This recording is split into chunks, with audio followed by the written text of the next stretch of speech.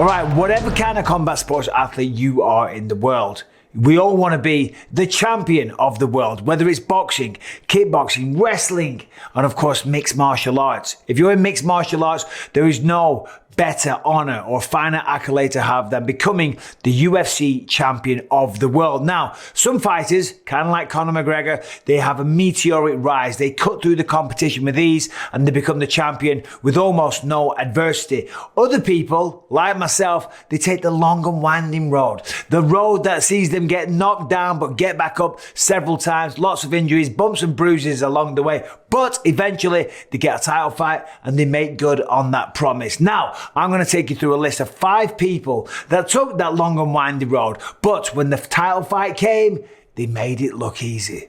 Number 5, Michael Bisping versus Luke Rockhold 2, UFC 199 at the Forum in Los Angeles, California. Of course, I had to put myself on this list. I was fighting in the UFC since 2005, and 11 years later, I still hadn't had a title fight. I'd always wanted to fight for the belt, but of course, I found myself in multiple number 1 contender matchups, and I lost those matchups fair and square.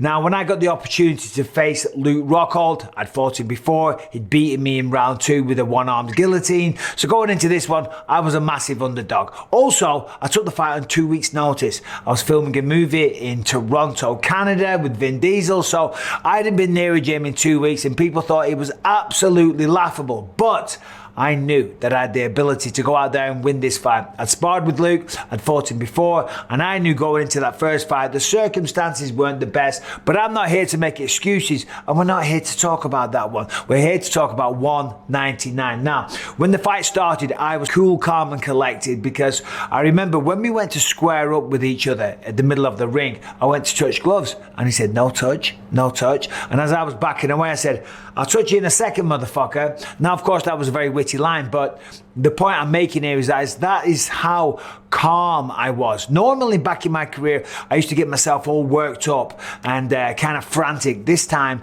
Jason Perillo had worked very hard on my mindset and I went into this one cool as a cucumber. And the fact that I was making wisecracks, well, that just showed it. And of course, I felt no pressure because nobody gave me a chance to win. Now, of course, the fight went down and it went in my favor. I got the knockout in round 1. Rockhold, we'd identified the left hook was going to be the money shot. He overcommitted on a jab. He came in. I went right hook to the body. That brings the hands down. Left hook over the top. Boom. He went down. He got back up. No, you don't, buddy. Boom. Smacked him again. Down he went. Few more follow-up shots, and that was it. One of the best feelings in my life was Big John's massive forearm ripping me backwards because it meant I was now the champion of the world. Number 4, Robert Whittaker defending the belt against Israel Adesanya at the Marvel Arena in Melbourne, Australia, in front of a massive 57,000 people.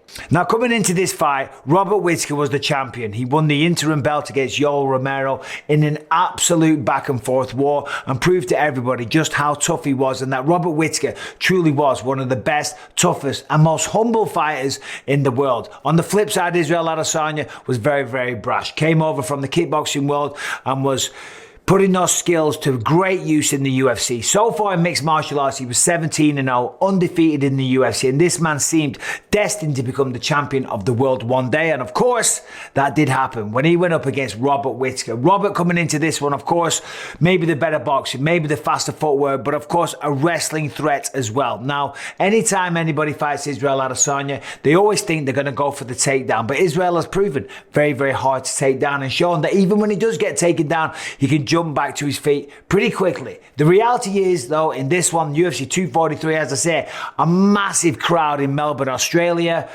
He didn't need that takedown defense. All he needed was the hands and the kickboxing skills that he had acquired throughout the length of his career. Robert Whittaker was jumping in and out. Obviously, the shorter guy with a shorter range. He was using the footwork, lunging in and out. But Israel capitalizing on that. It was catching him coming in and out and picking him apart. Jabbing to the head, jabbing to the body. You know, mixing up the attacks very, very well and keeping Robert guessing. At the end of the first round, caught him with a massive right hand, sat Robert Whittaker down, and Israel ran up. It was about to get another follow-up shot in, but the round ended. And, you know, you got to think, listen, I love Robert Whittaker. Had Israel landed another shot, that could have been the end. But Robert, listen, this man's never going to give up on himself. He went out there in round 2. And once again, trying to hold on to that belt with everything he had. I mean, listen, Robert has one of the biggest hearts in MMA, and just the skill set that he has is unbelievable. But on this night, it belonged to Israel Adesanya. Israel got the job done in round 2. Once again, Robert kind of lunged in. Israel dodged back, right hand, left hand, sat Robert down, and that was it. That was all she wrote. So Israel Adesanya went out there, beat Robert Whittaker in Melbourne, Australia, and became the UFC champion. And since then, has dominated the division on an absolute 6 title defenses, and he's going up in what could be potentially his toughest test yet against Alex Pereira, Madison Square Garden next month, against a guy from kickboxing that has beaten him twice before and knocked him out once. Number 3, Islam Makhachev defeats Charles Oliveira at UFC 280. Now, maybe there's a little bit of recency bias going on with this one because it just happened at the weekend. UFC 280 went down at the T-Mobile Arena in Las Vegas, and Charles Oliveira went out there and, well, he lost his belt, didn't he? Going into this one, I said that Charles Oliveira, if he was to beat him, if he was to beat Islam Makhachev, then perhaps he could be the greatest lightweight of all time. And that seemed to be a controversial take, and I've been getting nothing but abuse by very passionate Islam and Khabib fans ever since I said that. The reality is I'm a huge fan of Khabib, massive fan of Islam and what they bring to the table. But Charles Oliveira had proven to become one of the most exciting fighters in the UFC. Since he came up to 155, the man looked unstoppable. He was on an 11-fight win streak. 10 of those were stoppages. He was taking out great fighters like Michael Chandler, Dustin Poirier, Justin Gaethje, Tony Ferguson. And I had learned not to underestimate this man. However, you cannot underestimate Islam Makhachev either, because he went out there and he beat Charles Oliveira at his own game. Right from the get-go, Charles went forward. He was very aggressive, tried to take him down with the body lock takedown. That presented a hip throw for Islam Makhachev. Charles managed to get back to his feet. There was a little bit of throwing down with punches. Charles got dropped. Islam got caught. Charles got dropped again. And round they went. In the second round, Islam knocked him down again, followed him down. They were in half guard. He was locking up a head and arm choke. And then once he finally got the legs free and passed to side control, and had the head and arm choke locked in, Charles Oliveira tapped straight away. And since then, listen, as I say, the better man won on the night. Islam Makhachev proved that he is the real deal. And it looks like Islam is going to go out there and be dominant for quite a stretch of time. In fact, I'll be honest, I don't see anybody beating him anytime soon. And it wouldn't surprise me if he's the champ for the next few years. Islam Makhachev went out there against Charles Oliveira and he made it look easy. Number 2, Jon Jones becomes the youngest UFC champion ever when he stops Mauricio Shogun Rua at UFC 128. Of course, everybody knows the name Mauricio Shogun Rua. If you are a mixed martial arts fan, of course, the name Shogun, come on, the man is an absolute legend. Made his career and built his reputation out in Japan. 2005 became the Pride Grand Prix middleweight champion and just went on a sensational run. He fought some legendary fighters, people like Alistair Overeem, Mark Coleman, Quinton Rampage Jackson. Some of the beatdowns and the violence that he would serve up to the fans was just absolutely phenomenal. So, of course, a lot of people were very eager to see him come over to the UFC and see what he could do there. There was always that kind of storyline. Who was better, Pride or UFC? Now, Shogun came over and shockingly lost to Forrest Griffin. However, that was a fight that he did get revenge in. And of course, he continued to win other fights and he became the UFC light heavyweight champion of the world. On the other side of the sport, we had Jon Jones. This guy came in and this man was an absolute wrecking machine. Had only one loss on his record. Of course, that was a very dubious and absolutely ridiculous disqualification when he fought Matt Hamill. Dominated the fight, got on top, was using 12 to 6 elbows.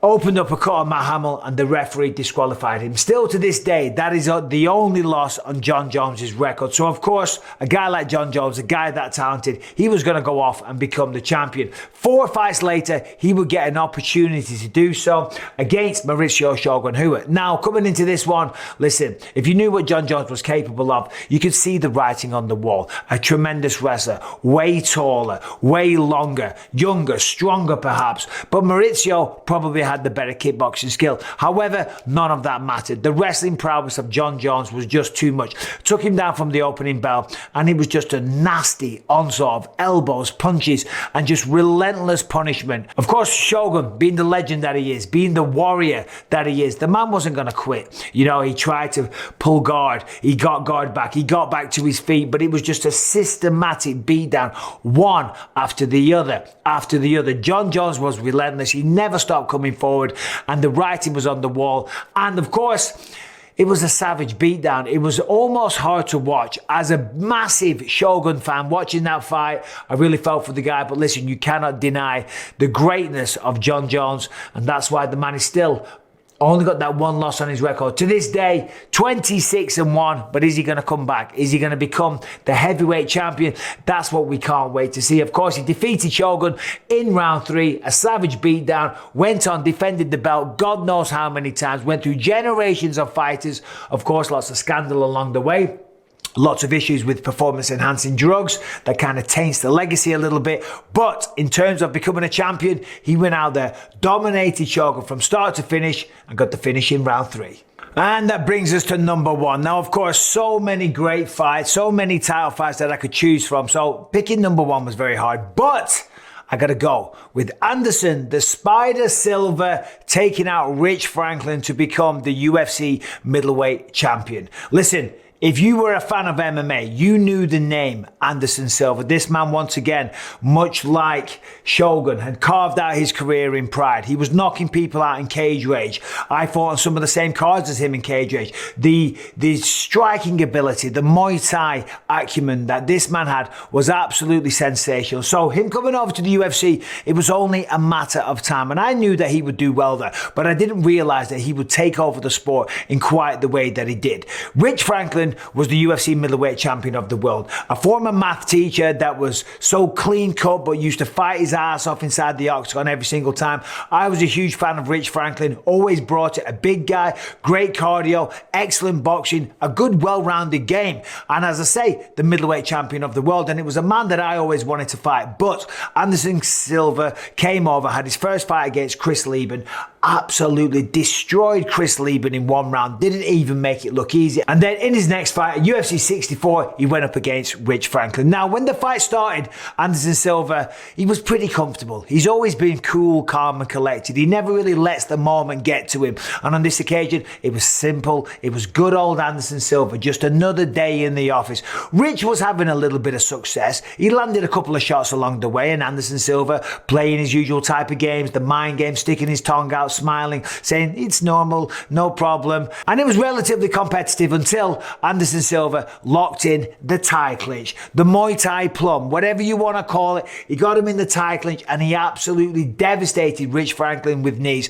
And it seemed like Rich really didn't have an answer. He didn't know what to do. He didn't know how to escape the Muay Thai clinch that Anderson Silva had. It is a devastating technique, and a guy like Anderson Silva is absolutely masterful at that. You can control your opponent's head, you swing them round from side to side, and you just drive knees into the midsection, into the thigh, but of course, more importantly, into the face. And Rich Franklin, listen, the man was tough. He was there to fight. He was there to win. He wasn't going to give up, and he ate a lot of knees to the face. But it doesn't matter how big your heart is, okay? When you're getting kneed in the face repeatedly with the kind of power that Anderson Silva possesses, well, then at some point, you are going to hit the deck. And later on in round 1, that is exactly what happened. A gigantic knee got right through into the face, smashed the nose of Rich Franklin, and down he went, and Big John McCarthy stepped in, and that was it.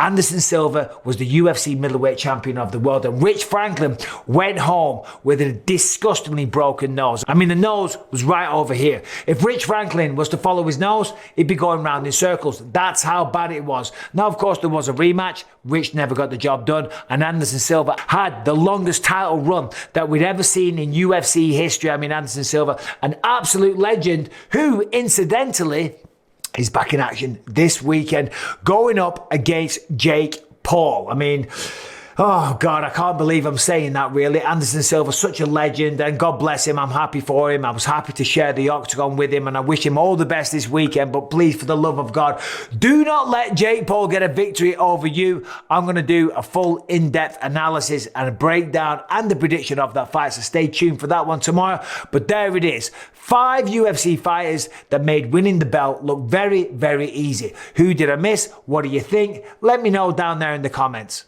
All the best.